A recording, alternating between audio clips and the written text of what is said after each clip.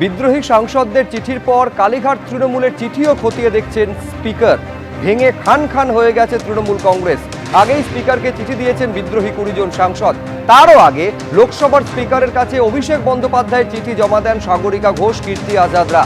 তৃণমূলের সংসদীয় দলের মধ্যে কোনো পৃথক গোষ্ঠীকে যেন স্বীকৃতি না দেওয়া হয়, স্পিকারকে চিঠি দিয়ে এই আবেদন আগেই জানিয়েছেন অভিষেক বন্দ্যোপাধ্যায়। আর সেই চিঠি খতিয়ে দেখে সিদ্ধান্ত নেবেন লোকসভার স্পিকার। পরপর অভিযোগ তদন্তের জন্য একের পর এক সিআইডির তরফে নোটিশ দেওয়া হয়। ভবানী ভবনে হাজিরা, সিজিও কমপ্লেক্সে ইডির মুখোমুখি, ম্যারাথন জিজ্ঞাসাবাদ। রাজনৈতিক বিপর্যয়ের মধ্যেই পরপর আইনি প্যাচে অভিষেক বন্দ্যোপাধ্যায়।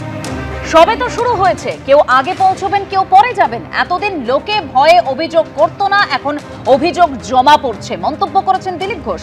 শুনুন।